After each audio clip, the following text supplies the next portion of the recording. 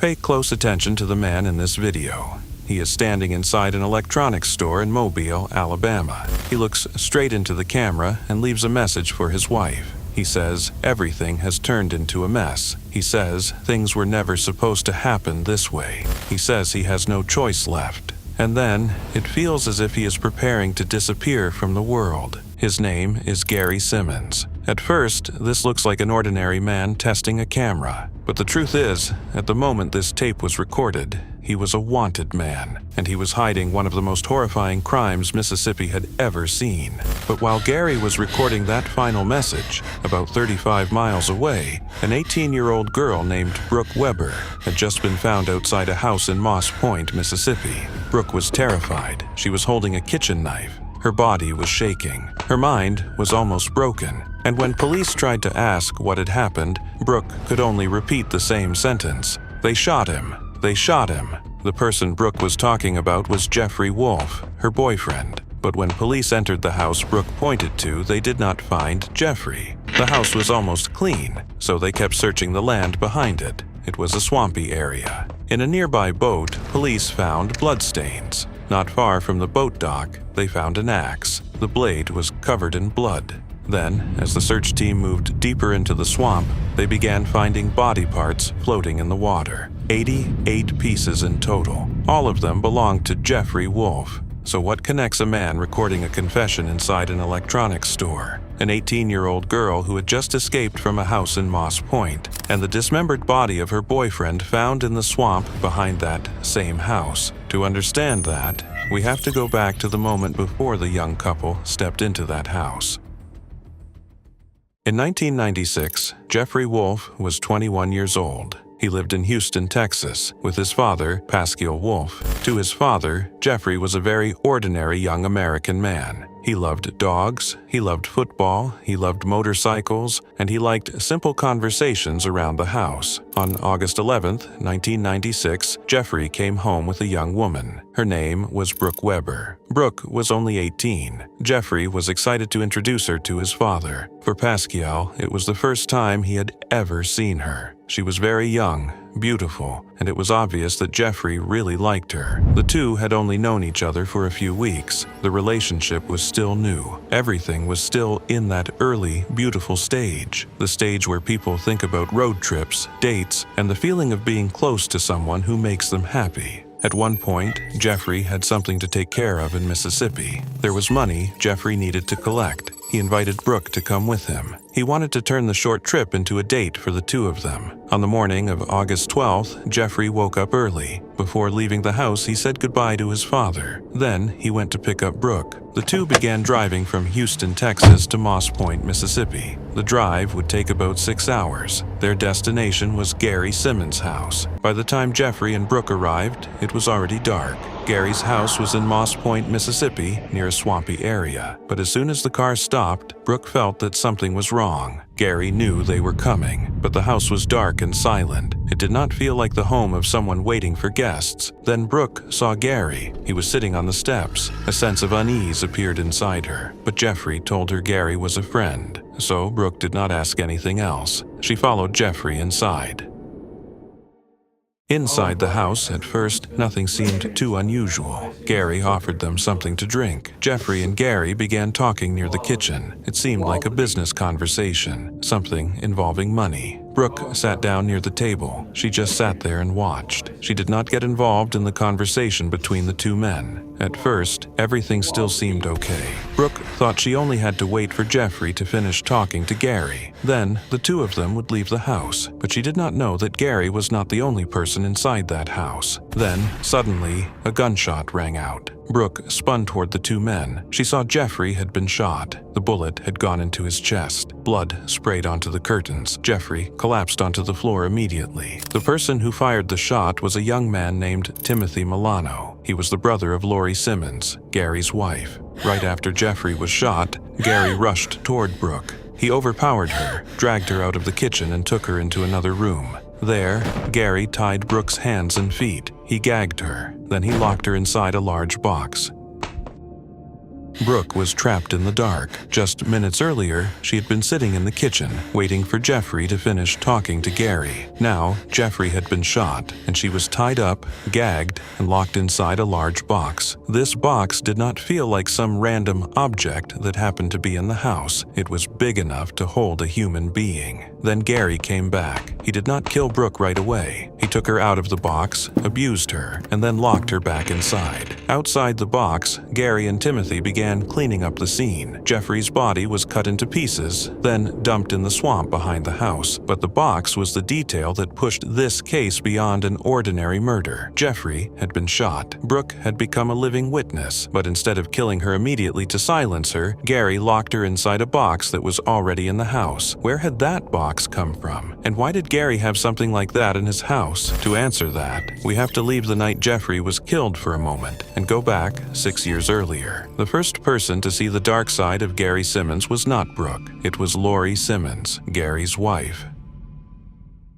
Lori's story began in 1990. At the time, Lori had just gone through a divorce. She had 2 children from her previous marriage, and Gary Simmons entered her life as a man who seemed normal. Gary worked as a groundskeeper at the daycare her children attended. He seemed quiet, he seemed caring, and one of the things Gary told Lori early on was that he liked writing short stories. In his office, Gary kept more than 50 folders filled with stories he had written. At first, Lori thought it was just a creative hobby, but one day, out of curiosity, she opened one of the folders and started reading. What she found made her deeply uneasy. Gary's stories were not romances. They were not adventure stories. They were not the normal writings of someone who simply liked to write. They all circled around the same kind of subject: a woman being captured, controlled, and turned into a sex slave. Lori confronted Gary about it. She told him that this was not pleasure, it was torture. Gary did not deny it. He said they were his fantasies. Then he told Lori something she would never forget. He said he had secrets she knew nothing about. At that point, Lori had just married Gary. She did not want to believe that the man she had married was truly dangerous, so she tried to push what she had read aside. But later, the things Gary had written on paper began appearing in real life. After Lori and Gary's first daughter was born, Lori refused intimacy because she had just given birth and her body had not recovered. Gary did not accept that. That same night, he forced himself on Lori. That was the first time Lori understood that Gary did not only have sick fantasies, he was willing to force them onto real people. One of the stories Gary had written mentioned a box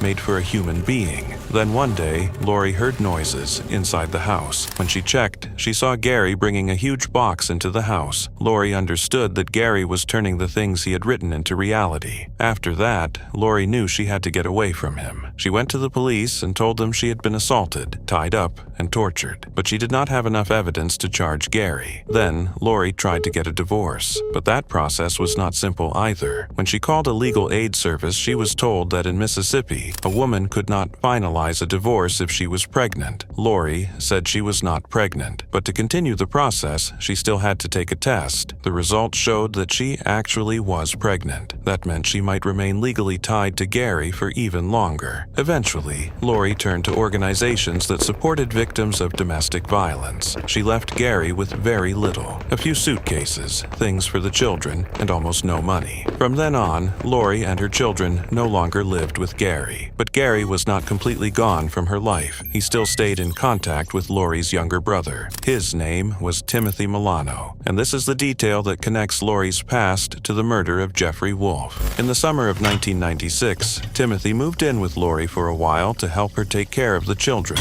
Then one night, around 11 o'clock, Lori and Timothy were in the kitchen when someone knocked on the door. The person outside was Gary Simmons. Gary said he needed Timothy's help. Lori did not know what Gary wanted, but she knew one thing: Timothy should not go with that man. She told her brother he had no reason to get involved with Gary, but Timothy still walked out. Before leaving, he hugged Lori and told her he would be back in about an hour. But Timothy did not come back after 1 hour. He did not come back after 2 hours. By around 3:30 in the morning, Lori began to worry. She called Gary's house. The first time, the answering machine picked up. She left a message. Then she called again. The phone kept ringing, but no one answered. But that call was not meaningless. Without knowing it, Lori had triggered an escape inside the house in Mississippi. Inside Gary's house, Brooke was still lying motionless inside the box. Then suddenly, a sound caught her attention. It was the phone ringing. The first time, the answering machine picked up. Brooke understood that the call was not from Gary. If Gary had been inside the house, he would have picked up the phone. But the phone kept ringing, again and again, and after a while, Brooke realized something important. There might be no one in the house. This might be her only chance. Brooke began trying to move. She tried to pull her hands free from the rope. At first, the rope would not move, but Brooke kept fighting. Little by little, the rope began to loosen. When she had enough space, she pulled her hands free. Then, she worked on the ropes around her legs. Once she was free, Brooke used the last of her strength to push open the lid of the box. Then, she slowly crawled out. The house was silent. No Gary, no Timothy, no Jeffrey. Brooke did not stop to understand what had happened. She knew she had to get out before Gary came back. In the kitchen, she saw a kitchen knife. Brooke took it for protection. Then she went to the front door. Just as she escaped the house, she saw a vehicle coming back. It was Gary Simmons. Brooke immediately hid behind a bush in a neighbor's yard. Gary drove back to the house. He went inside. Within minutes, he realized Brooke was gone from the box. Gary ran out of the house, but instead of searching the area on foot, he got back into his vehicle and sped away.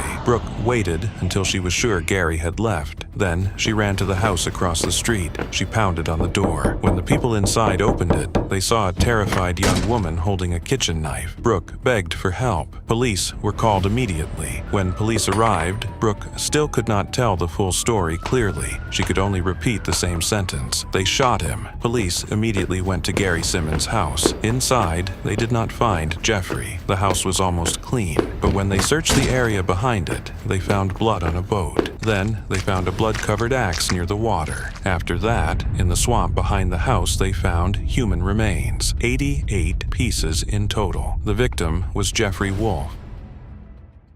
While police were searching Gary Simmons' house, Timothy Milano returned to Lori's apartment. Lori saw her brother and immediately knew something was wrong. Timothy looked like he was in shock. Lori asked him what had happened. Timothy told her he had been forced to help Gary. He said Gary had threatened to hurt Lori and the children if he did not do what Gary wanted. Not long after that, police arrived. Timothy Milano was arrested. Timothy was identified as the person who shot Jeffrey Wolf. Gary was the man who overpowered Brooke, locked her inside the box, abused her, and then helped Timothy dispose of Jeffrey's body. But Gary Simmons still had not been arrested. That made Lori extremely afraid. He knew where she worked. He knew where she lived. He knew her family. And Timothy had just said Gary had used Lori and her children to threaten him. The next day, while Lori was at work, someone delivered a package with her name on it. Inside was a VHS tape. It was the same tape Gary had recorded inside the electronics store in Mobile, Alabama.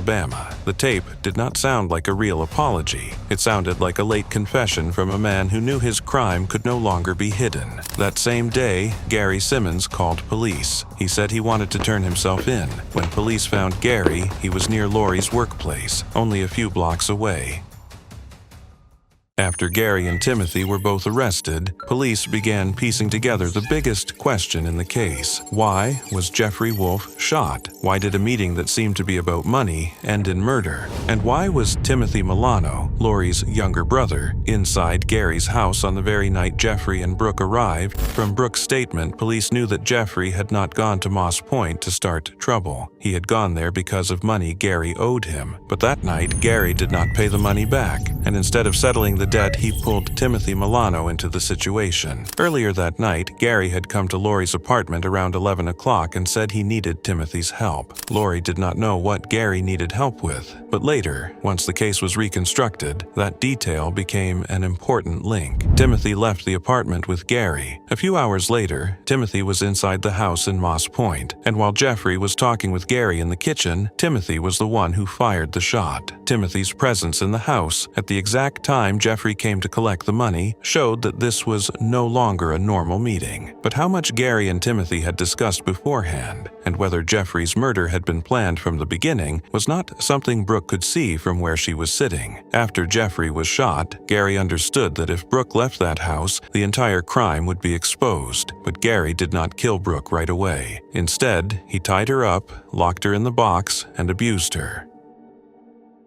On October 11, 1996, Gary Simmons and Timothy Milano were formally indicted for capital murder in the killing of Jeffrey Wolf. But to convict them, prosecutors needed the testimony of the only person who survived inside that house that night, Brooke Weber. On August 25, 1997, 1 year after the murder, Brooke Weber walked into court. It was the first time she had to face Gary Simmons directly since the night she was locked inside the box. She sat on the witness stand. Her hands were shaking. Her legs were shaking. Her body reacted before she could control it. But Brooke still testified. Her testimony helped prosecutors connect the separate pieces of the case. On August 28, 1997, after several days of trial, the jury reached a verdict. Gary Simmons was sentenced to death. Timothy was the one who had shot Jeffrey. He was sentenced to life in prison without parole. For many people, that might have seemed like the end of the case, but for Brooke, the fear stayed with her. That fear did not come only from the memory of the box. According to Brooke, even after Gary was arrested, he still tried to hire someone from prison to kill her. So, after the trial, Brooke did not feel truly safe. She changed her name, she changed her appearance. Her blonde hair was cut short and dyed dark. She avoided being recognized. She lived in a state of constant caution, always thinking that one day someone connected to Gary might find her.